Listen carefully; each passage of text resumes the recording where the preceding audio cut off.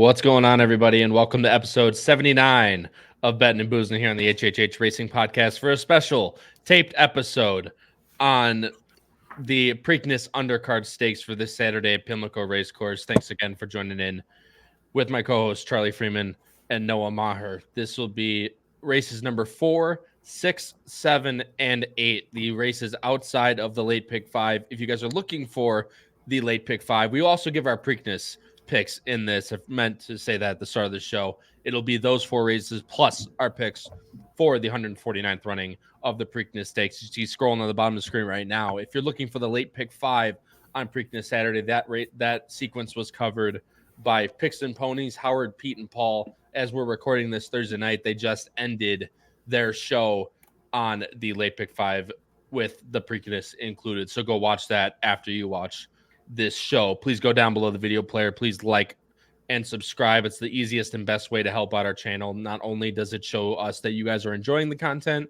but it will also push out this video and others into the YouTube algorithm to hopefully get like-minded horse players like yourself over to the HHH Racing Podcast. Guys, Apple Podcast, Spotify, and Anchors, where we post every single episode of not only Bettin N Boozin, but every episode posted to the HHH Racing Podcast YouTube channel goes in audio form to wherever you get your podcasts, but the ones we mainly post on are Apple Podcasts, Spotify, and Anchor. Guys, Power Picks are still up. If you guys, you might not get them by the time that you see this video, but if you get it before maybe like Friday morning, Friday afternoon, you subscribe to the Power Picks, you will get the Preakness edition for only $4 a weekend, guys. One of the most affordable and most profitable picks on the throughout the entire YouTube space.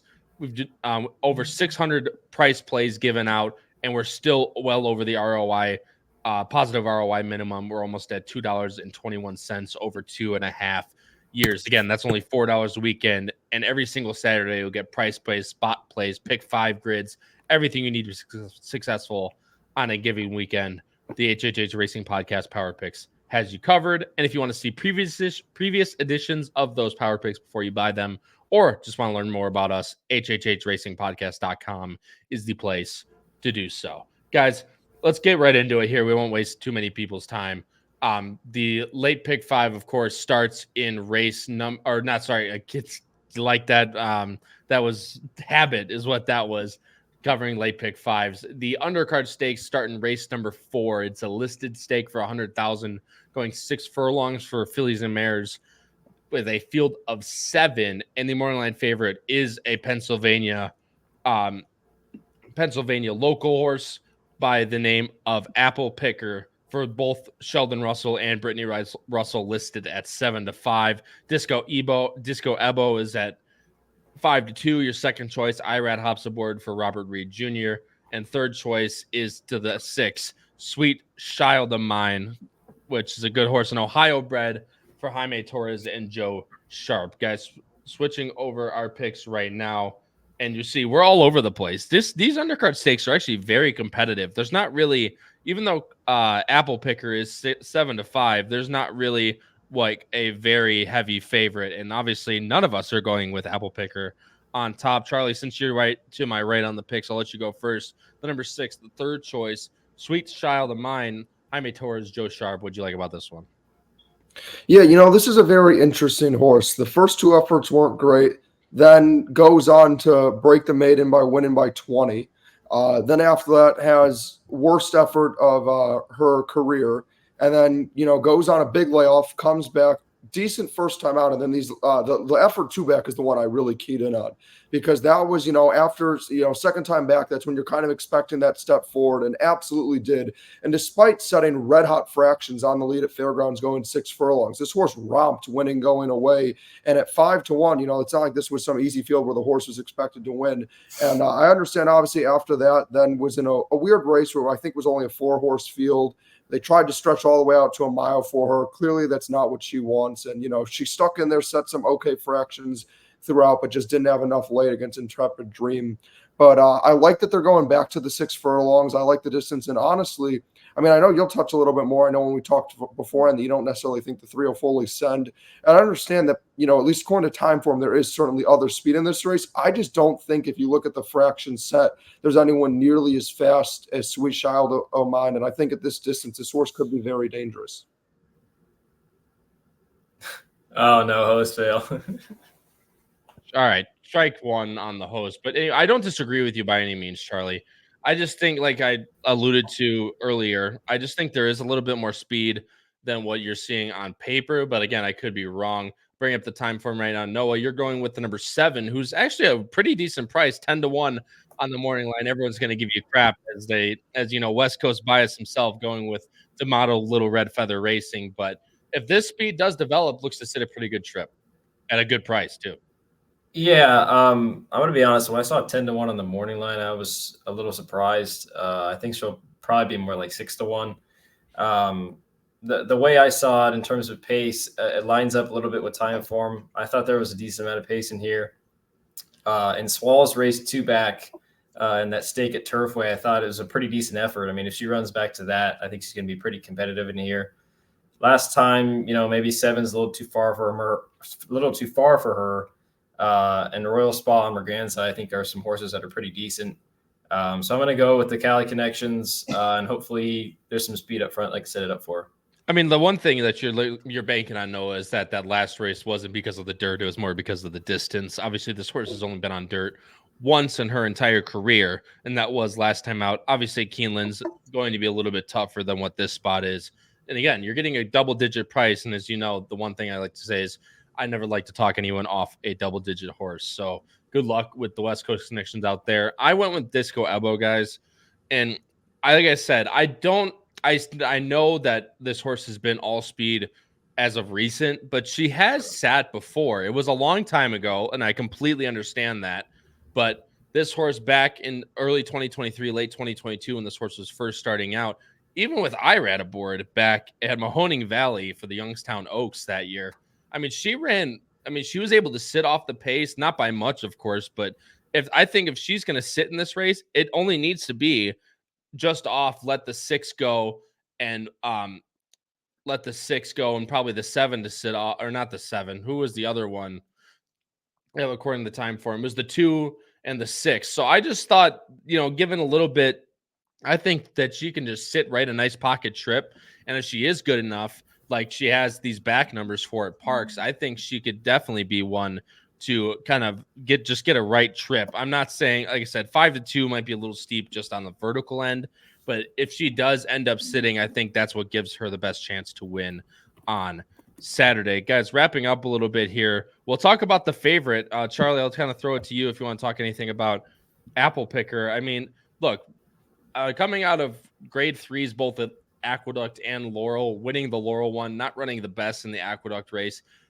Figures, I mean, the 80s are pretty good recently, but a lot of these horses have numbers that fit from a little bit back. And if they run back to those figures, I think maybe Apple Picker might even be a little slow, and especially at that price at 7-5.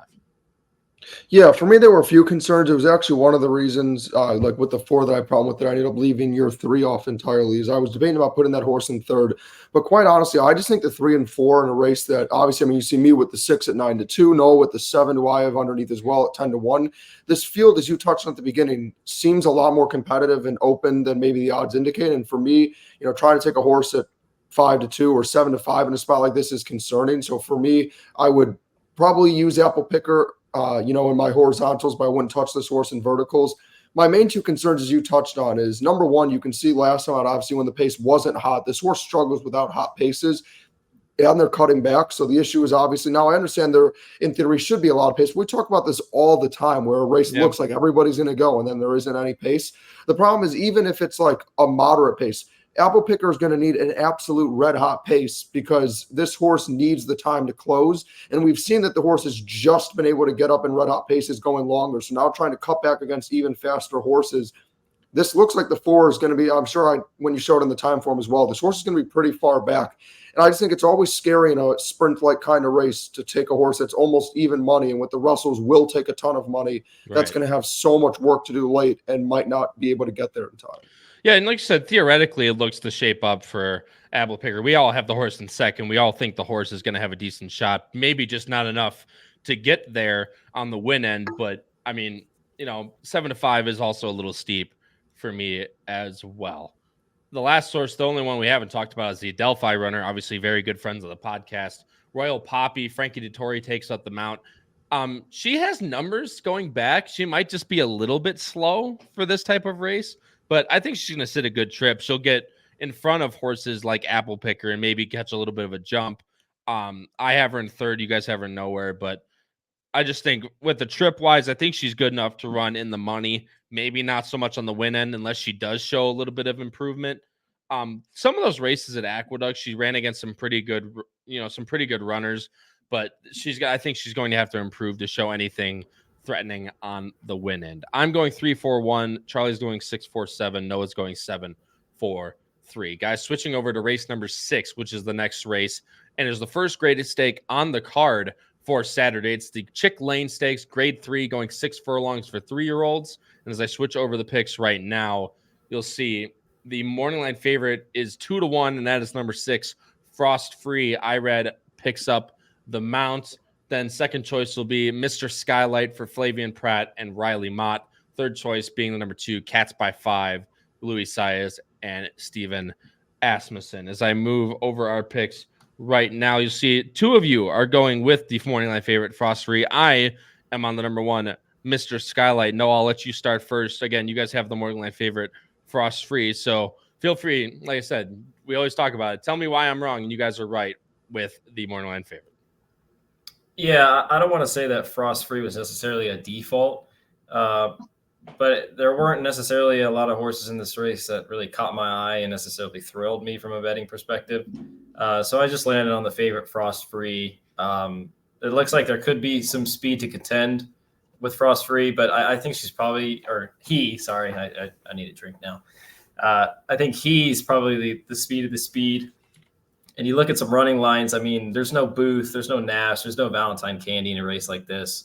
So I think if Irad's able to kind of clear, I think he's able to take this field, the whole way. Charlie, you got him on top 2. Is that what you kind of thought? Yeah, like what you were kind of saying, when I watched those replays, it didn't really faze me that there's other horses that are going to send, which actually, perfect timing with Kyle pulling it up.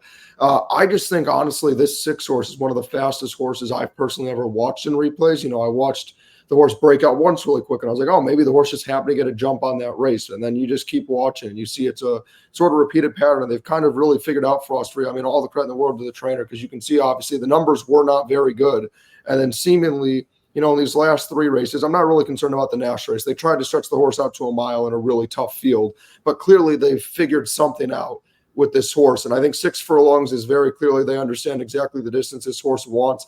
And like you said, I just don't see anyone that's going to be fast enough to break with or keep up with Frost Free. And for those that will be, trying to catch up late, I'll go into the 1 next as I talk about horses like that, and I'll let you kind of elaborate more, Kyle. The 1's obviously a horse I know all too well from Gulfstream. And this one I do think can do a great job of saving some ground on the rail. And I'm guessing, Kyle, you kind of agree with that angle. I think this horse could sit just off. The question is, can the 1 actually get there in time, which I don't think is out of the realm. And clearly you think will happen, Kyle. I just don't quite know if this horse has quite enough late speed to be able to actually make that defining move to go by.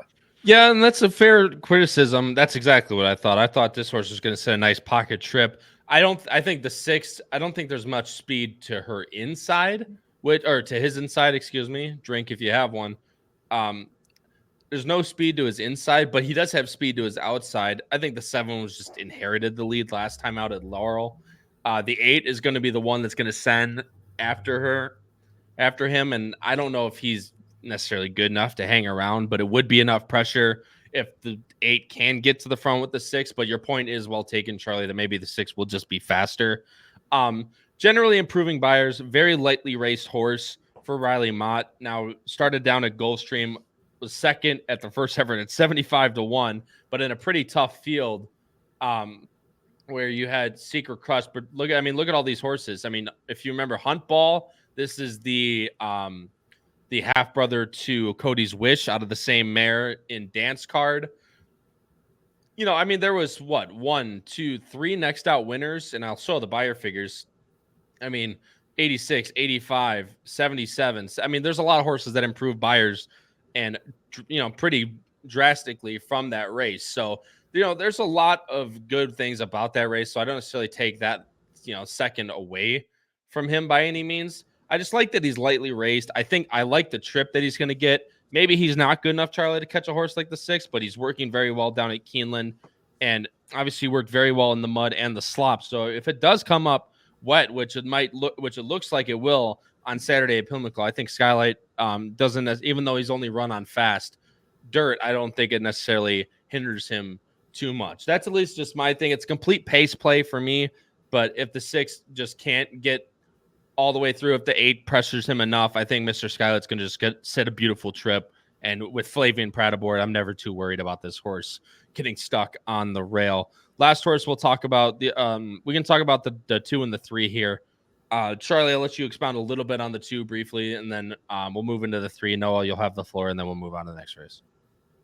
Yeah, with the 2, the angle I was kind of taking, at least for putting this horse underneath, is maybe getting a similar trip to the 1. I think obviously that'll be kind of a big question because they both kind of have similar running styles where neither of them want the lead. They kind of want to just be able to save ground and sit just off. So I think that's going to be kind of the ultimate question of, is the 2 maybe going to send a little bit harder and try to clear the 1 with Luis Saez aboard, which, we talk about all the time how good he is at sending his horses. So maybe the 2 shows a little more speed, which I think the horse is capable of and kind of needs to. And I feel like if this horse does clear the 1, could potentially be the one to get that rail trip and then, try to stay within touch and distance of the 6.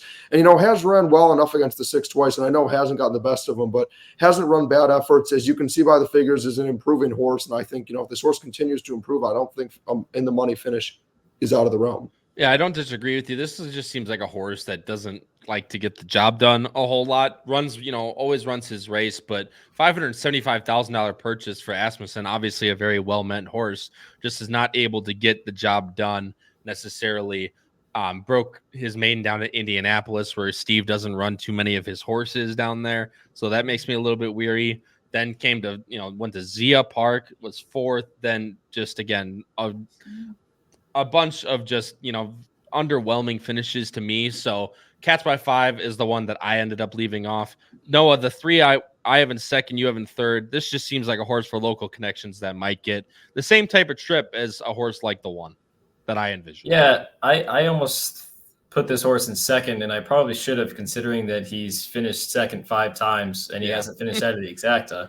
But I think in a race like this, you've got some heavy hitters and a little more notable trainers to people that are kind of playing days like this, like on a Preakness day. I think this is a talented horse that just keeps getting better. I think the extra distance will help him. He's run 5.5 the last 2, but he hasn't really necessarily run a bad race at 6 and 7. So if he's able to sit that sulking trip similar to the 1 and the 2 that maybe we imagine, I think a little more of an honest pace could definitely benefit for him. And then with those big names, I think he might get a little overlooked and you might get a decent price on him. And that's the biggest thing, right, on these days, right? You have these invading trainers like Asmussen, Cox, and all these horses. These Maryland connections, these horses aren't necessarily bad. They're just going to get overshadowed a lot of the time by people that are looking to those trainers that they know a lot of. For the people that don't play Laurel, I mean, obviously a lot of people know the Russells at this point, but Robert Reed, Anthony Farrier is not bad at all either. Obviously, his 341 starts with 21% in 2024, so he's not bad at all by any means. But these trainers, these local connections, do end up getting overlooked, at least from a betting standpoint, especially. So horses like Paninga's Twin could definitely get overlooked in the betting, and 5-1, it might even become like 6, 7, 8-1, depending on where the money goes. I'm going 1-3-6. Charlie's going 6-1-2. Noah's going 6-1-3. Guys, race number 7 is the Gallarette Stakes, grade 3, mile and a 16th on the turf for fillies and mares. Field of technically 9. It's more like a field of 7 because there's 2 MTOs. The number 4, Cats in the Timber, and the number 8, Ninja Barrio, are both MTOs, which leaves a field of 7. One name that a lot of people will recognize in this race as the heavy morning line favorite, Fluffy Socks for Irad and Chad Brown. And there's one of us that's going for it. I know this was kind of a little bit of a rough pick according from him. which I'll let him talk first as he's on the morning line favorite. But Noah and I are both going a little bit against Fluffy Socks here. Charlie, just based on numbers alone, she's easily the horse to beat. But as we'll touch on, I'm sure the setup isn't necessarily the best for her. No, it's certainly not ideal, but I'll bring it up first. Sorry, I wanted spot like this field is just so weak for this horse, honestly, at least compared to what the horse has been running against. And it's no disrespect to the field. It's more so if you look at the names you see for Fluffy Socks, I mean, it's night and day looking at, running against horses like Surge Capacity, running against Didia, surprisingly. This field doesn't remotely compare. And obviously the question that it's going to come down to is can this horse stay close enough to be able to actually get there in time? And as you touched on, the pace is certainly not ideal. That's why, like you said, I talked about off air that I was reluctant to go with this favorite. But ultimately for me, I'm just kind of hoping as well as, look, Chad knows what he's doing. Irad knows what he's doing. If they really thought this was a spot that Fluffy Socks didn't really have a chance and they wouldn't put the horse there, I think that realistically, like you kind of saw two back in Tampa. And I know that race obviously ended up being a disaster, but it was a cold pace there. And they still decided to, sit a lot more closer to the pace than usual. And we're within a length or two. So I think that's going to have to be the reality. I don't think Fluffy Socks has to be that close, but if this horse can be within, 4 lengths of the lead, 5 lengths of the lead, I think Fluffy Socks still has enough in the tank that she can go wide and win this race. You're on mute. He did it a second time. Oh, why do I keep doing that? I don't understand. Anyway, Noah, to me, this almost seems like a little bit of a confidence builder for Fluffy Socks. I mean, she's been running in very tough spots.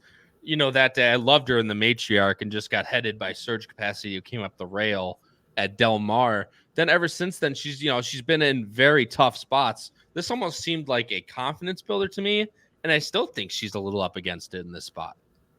Yeah, I definitely agree with that. It seems like she's had a really long and taxing campaign. So for Chad to put her in a much more reasonable spot makes sense, obviously. If the time form is accurate, I don't care who you are. That's extremely difficult, especially with the pace scenario that they project. But Fluffy Socks just has that nature of just she's not able to get there. And with the setup and with the price that she's going to be and her normal antics that we've seen, regardless of who she's faced, I think she's worthy of, trying to beat in a spot like this. And I'm going to try to beat her with the one Sweet Danny girl, who came back at the beginning of the year and had 2 really nice wins. Maybe she got really good trips, but I thought she did it well. I'm not really quite sure what happened in that stakes race at Tampa. She was 60 cents on the dollar and she didn't run like it. But just for Christophe Clement to put her back in the spot, I think he's not too worried about that effort. So in a spot like this where I'm trying to beat Fluffy Socks, maybe it's not the smartest thing, but I'm going to try and go with Sweet Danny girl here. I don't obviously have this horse in second, so I don't disagree with by any means. I was a little surprised. Charlie, you have this horse in third, Blissful. I thought that last race, I mean, I don't necessarily think that she wants the lead by any means. It almost seemed like she just inherited the lead. She broke really well that day, and just Brian Hernandez just sent her to the lead and gets an 88 buyer for it. I think a mile and an eighth, Charlie, for me, it almost seemed like a little bit too much for this horse. Coming back now to the mile and a 16th race almost seems like this hits her, right in between the eyes here. And I think Blissful's got a really good shot to just sit right off these 2 front runners. Yeah, I mean, if you want to talk about a race where another one of these just tough, wide open races where as much as Fluffy Socks should win, it's close. I mean, I was debating between my top 3 of putting them in really any order. And I think Blissful is a very interesting horse, as you touched on. I think the distance is the right move. And I think what you touched on is spot on. When I watched the replay, that was the first thing I noticed in that mile and an eighth race, was this horse just broke really well. And it looked like it was kind of one of those things where Brian Hernandez was like, okay, like this isn't what we were planning on. I didn't expect to be here, but like, you know what, we're on the rail, we're saving ground, and we're not going all that taxing of a pace. We might as well just go for it. And, still ran a really nice effort. And girl named Charlie just ran massive in that race and just blew by. This wasn't a horse that faded by any means or anything. So for me, I thought it was a very solid effort. And I agree with you. I think the slight cutback should be very beneficial. And I mean, when you look from a figures and where this horse finishes perspective, I mean, Blissful's ultra consistent. It's been a lot of races in the 80s. And, this horse has finished top 3 in 7 of 12 races. So like we touched on in one of the races earlier in the card, this horse always, seems to run. She always seems to run her race. So it's certainly one interesting. And then going into the 2, because I know I'm the only one who has this horse, I think this one is very intriguing. Dana's Beauty. I love that Luis Saez is hopping aboard, because this is one that's going to go forward in a race where there isn't much pace. Yep. I tried to, again, go with that tactic where you pick a horse that's going to be forwardly placed with a horse that's going to be towards the back. And I really liked what I saw last time out at Turfway Park, because it was kind of like, again, I know a horse where you see 96, you've seen this horse is supposed to be meant to be forward, but you see there's plenty of efforts where this horse hasn't been on the lead. And not only did this horse sort of just inherit the lead at 20-1 and, ran against Chop, ran against some other solid horses in that field, but kind of took it, and unlike the 3, didn't really look like they were like, oh, we're surprised to be here. They took it without hesitation, went from the 10 hole, cleared the entire field, and then just romped away comfortably. And I understand that the fractions were pretty reasonable, but it was still a tough field, and it's not easy for anybody to go there. And, something that I've learned more about is how taxing Turfway is. So to go to mile 16th like that and just be able to romp away like that, to me, is something of note. And Maker always usually has his horses ready in spots like these. Well, yeah, and it's Maker off of the trainer switch too, and that's another angle that a lot of people like to take, is when he gets a horse for the first time. That last race, I mean, like I said, you noted the slow fractions. I mean, they went 49-2 and 113-4, which is not quick by any means on the front end, especially in a stakes race like that, which is why I think Chop was a little bit against it that day. But I mean, she ran great, and I don't see them going fast in this spot either. So I think I don't disagree with you by any means for Resolute Racing. And Noah, I was saying, I got to know what you think about this horse now. Noah might be sent aside for not having I didn't this one. see that. Oh, no, I'm fired. No, I'm screwed. Fired. Noah's cooked. Noah's cooked. Either way, boys, I don't disagree with you by any means, Charlie. I think this is a pretty wide open race, no matter which way you look at it. But guys, let's move on here. I'm going 3-1-7. Charlie's going 7-2-3. Noah's going 1-7-6. Guys, last race on the undercard of the pick 5 for Preakness Day on Saturday. Then we'll move into just a very quick talk about our Preakness picks, which, because we haven't gotten a chance to give out yet, then we'll move into our best bets and end the show. The last is the Maryland Sprint Stakes. That's race 8. It's 6 furlongs for 3-year-olds and up, with 7 horses in this one. The morning line favor is number 2, Prevalence for Brennan Walsh. Irad Ortiz coming off a big win at Keeneland at 5-2. Coastal Mission, the West Virginia bred, for Boca Chica at 3-1. And third choice will be the Russells on the outside, number 6, Prince of Jericho, at 7-2. Guys, switching over the picks right now. You see, we're all in different horses again, which, I mean, like we talk about how competitive these races are. Well, there's usually a lot of us that either agree with one, or we had 3 on the Black Eyed Susan show. We had the same top 3, all 4 of us, 3 races in a row. So, it depends on card, obviously, but we're generally in somewhat of an agreement. We've been pretty all over the place in this race. Noah, I'm going to go to you first here. For the local connections, number 1, Coastal Mission. What'd you like most about this one? Obviously, second choice, not really an upset, but I mean, there's definitely a way to look here with this local horse. Yeah, a local horse indeed. I just think he's really hard to knock. I mean, he's won 12 out of 19 races lifetime. He ran a best career figure last time with 100 in that Laurel race that both him and Prince Jericho for the Russells is coming out of. I just think he's really good. He's really hard to knock. He can do it on the lead. He can sit off. I think he's very versatile. And like I mentioned in one of the previous races, I think you've got some heavy hitters in here. You've got, Brendan Walsh, Jorge Delgado, Steven Asmussen, and maybe one that might get, overlooked a little bit. I do have one slight concern. It seems like this horse just kind of beats up on the Laurel, runners and the Pimlico runners. Not necessarily Pimlico, but that region of where the horses run and compete.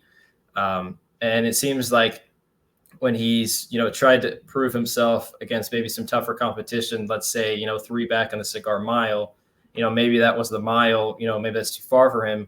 But maybe he's just, not that talented and not quite there yet. Mm-hmm.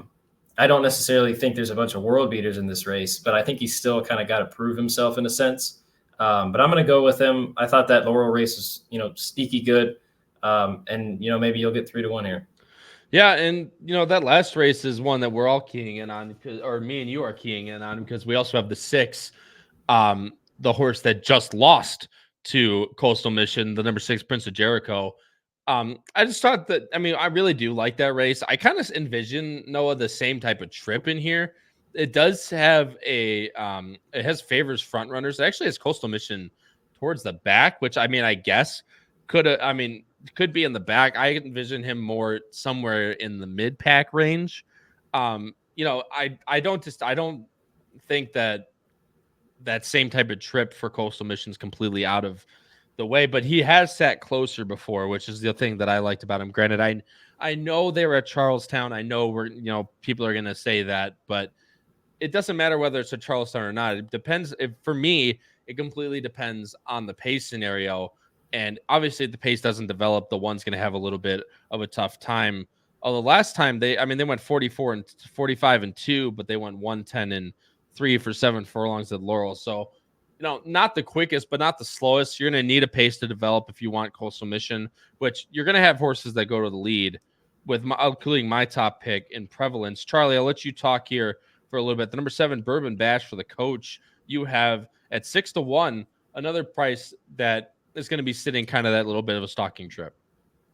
Yeah, I think this horse can work a really nice trip just off the speed. And I think Will, as you see in the past, kind of has a history of staying within a length or two so that this horse is never, too far behind. And to me, I understand, obviously, the big concern is going to be how quick of a, turnaround there is. But again, you see ultra consistency. Every single effort outside of the one on January 26th, starting of September of 23, has been in the high 80s or low 90s. So you know exactly what you're going to get out of this horse. Picks up Joel Rosario, who this horse had a very decent effort with at Keeneland as well. And again, ran against Obesos, who's a solid horse. I forgot there was a heavy favorite in that race as well who was coming back that was supposed to be pretty talented, obviously.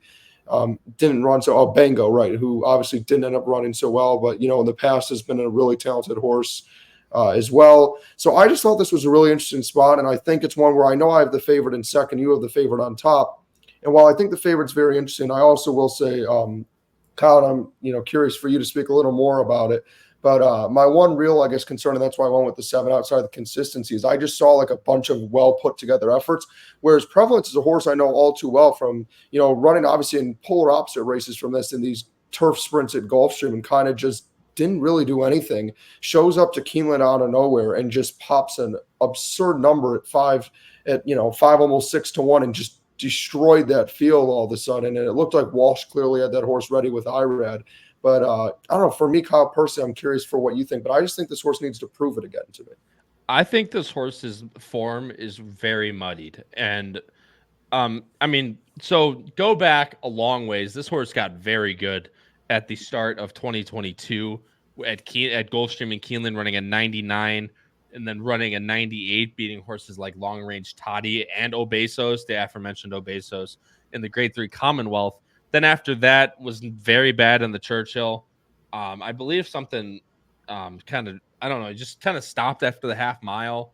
Then came back to Keeneland, wasn't very good throughout that year. Walsh gave him a little bit of time off after that, then brought him to the turf. Not sure what, looking for something. Then came back to the Maryland Sprint last year and was second to Straight No Chaser, who's a very good horse in his own right. Then goes back to and then gets almost a year off, gets 9 months off, then goes to the poly, then goes to the turf. It just seems very weird to me. And then this horse comes back to the dirt and freaks again. It just seems like the 1 turn 6 furlong on the dirt is what this horse really wants to do. And I think Walsh realized that last time out. He's like, the sin didn't work, the turf didn't work. Again, both really weird in my opinion. But losing to horses like Yes, I Am Free, Axelm, and Mamba on 3, who are good down in Florida for Safi, I just think that 6 furlongs on the dirt is what this horse wants to do. And if this horse is going to sit basically a nice pocket trip, I don't see why this horse can't even, improving might be a little bit on the far end for the 6-year-old at this point. But I think a 95 is more than fine to win this race. I don't think the Coastal Mission has to run another 100 again, being that he might be up against it with the pace scenario. Super Chow with the legend of no rider is going to ensure a fast pace in this one. I had to shout it out for the boys. That's a good inside joke that we have. No rider is always the best because, you know, you're going to get a little bit of a weight break with no rider. But, and I mean, Prince of Jericho is going to be up close, but, you know, who is really he faced in the past couple? I mean, obviously Coastal Mission last time, but before that, as high as was 88. 100 kind of seems out of nowhere on that page. Coastal Mission at least has back numbers to kind of back it up. Granted, at Charlestown, I just think Prevalence could sit a really nice trip and continue to build off that Keeneland race. And that's just what I'm kind of trying to key in on with this one. There's not too many other horses really in this race. Obviously, I touched on the number 3, Super Chow, going to have the lead, going to want to be on the lead, which might favor him in this spot. Again, we'll see who jumps on this horse, and that'll obviously be a telling factor. But Jorge Delgado obviously has really ran this horse and placed this horse really well. Losing the post time, it was probably the best Maryland horse, the Maryland-based horse out there right now. So that's nothing, to sneeze at. And then there's I don't really think there's too many other horses in this race that make a whole lot of sense. We have covered 5 of them, of course, out of the 7. Yeah, the only horse we can cover is the other 2 are not to my liking. But either way, guys, let's move on to the Preakness, then we'll end this show. I'm going 2-6-1. Charlie's going 7-2-3, and Noah's going 1-6-3. Guys, the 149th running of the Preakness Stakes would obviously changed a lot with the big scratch of Muth. We're not going to give in-depth analysis. If you want in-depth analysis, go check out episode 351 of Picks and Ponies that aired on Thursday night. You can catch it as a replay. Howard, Pete, and Paul covered this race like an absolute glove. They went through every single horse in the race. They gave their top picks. Charlie, Noah, we're just going to give a quick little tidbit of who you like in the race, maybe who you like underneath, but mainly your top pick. You both are going with the same exact picks as well, so it shouldn't be that hard to go through this pretty quick. You're both going with Catching Freedom on top. Catching Freedom, Tuscan Gold, and Imagination for you two. Like I said, you guys have the same exact picks, so Charlie, feel free to start, and then Noah, feel free to add on anything that he doesn't add on that you want to touch on. Yeah, I mean, Catching Freedom ran a very, very solid race in the Derby. And obviously, if Brad Cox has this horse going right back, then they clearly feel that the turnaround won't be a problem. Catching Freedom, as we kind of touched up all lead into the Derby stuff, is a horse that was continuously improving. You know, I was preaching the choir over and over again that obviously we all love Sierra Leone to win. But for me, the big horse that stood out as the main horse I was interested in wasn't Fierceness. It was Catching Freedom. That was the horse I was all over as the other real contender in the race. Ran a very nice 4th, got through on the rail, got stuck a little bit from other horses that were fading, but then, still ran on for a very nice 4th in that race. And again, we touched on it as a horse that is really starting to figure it out, and he's continuing to improve. So I think could work out a very nice trip in the spot. I think the distance, again, will be great for him. Obviously ran very well at 1 mile and 3/16 at Fairgrounds. And then going into Tuscan Gold, who I have next, I was really, wishy-washy about which one I wanted to put on top. I just trust the experience of Catching Freedom. But Tuscan Gold is only 3 efforts, ran against our boy Sierra Leone on debut and had a tough going, then destroyed at Gulfstream, and then had a very solid 3rd place against Catching Freedom and Anna Marie, who were 2 Derby horses. And, Tuscan Gold was one that I really wish could have gotten into the Derby because I think this horse could have been very impressive. I know Chad has had a lot of great things to say, gets Tyler Gaffalione aboard. And, we talked about in other races, these 3-year-olds that are lightly raced have so much untapped potential that could be great. So I think Tuscan Gold can be very dangerous. And then lastly, with Imagination for me, I wanted to put Mystic Dan somewhere in here. I wanted to use my boy Just Steel somewhere in here because this, even though it is a small field, there's a lot of talented horses. But ultimately, I don't know how Mystic Dan will respond to the turnaround necessarily. And also that trip was just a dream trip. And the only concern I have with Imagination is I just feel like this horse won't get loose, but just will get enough of a lead that I feel like this horse is talented enough to at least, hang on for 3rd place here, especially now with Muth out. There's not quite as much early speed that we'll see in this race. No, I mean, you have the same picks. Anything you want to touch on? Obviously, you have Catching Freedom as well. I know you haven't been the biggest fan. I guess Imagination is kind of the biggest horse I want to talk about with you because I know you really haven't been his biggest fan, and I really haven't either. I don't have the horse anywhere. Obviously, the horse is going to get a lead. I have my opinions, but obviously talk through your top 3 and how you see this Preakness shaping out. Yeah, well, with Catching Freedom, I just think I think if you look at all these horses in the field, I think Catching Freedom is probably the one that could, pop the biggest performance just based off of numbers alone. Regardless of pace setup and, who they're facing, blah, blah, blah. I think from all of the races that we've seen, leading up to the Kentucky Derby, I thought Catching Freedom's run in the Louisiana Derby was probably the most impressive out of any of these horses that I've seen run. So I'm just going to bank on the fact that he runs something similar to that because, the Derby can sometimes be a race that you don't necessarily take stuff out of it, not necessarily something that you want to, bank your opinion on. You can, however, use the fact that they're coming off of 2 weeks and, some horses, prefer that over others. But it's a lot of speculative, stuff. Tuscan Gold seems like the buzz horse. He's going to be a really low price. I think he's got a good chance to win. And I think he's still got that upside that a lot of people are talking about. And then Imagination is a horse I'm very familiar with. I'm a little worried about the distance with him. Yep.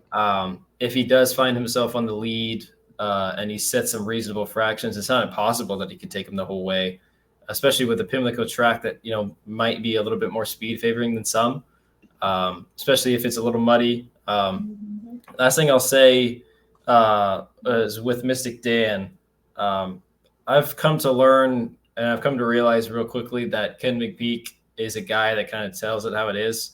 And with Torpedo Anna, he just basically said he had a grizzly. And with Mystic Dan, he kind of flat out said he wasn't sure about the 2 weeks. And to me, somebody that's, going to try and bank a horse that's going to be 7-5 in a race like this, especially off 2 weeks, I don't necessarily love that. So, at heart, I'm rooting for him. Obviously, you'd like to see a Triple Crown in any way, shape, or form that you can. It's something that we don't get to see very often. But just what Kenny McPeak said, I just think he might be a little bit up against it, and I am a little bit against him on Saturday. I don't disagree with you by any means. Obviously, both those points are well taken.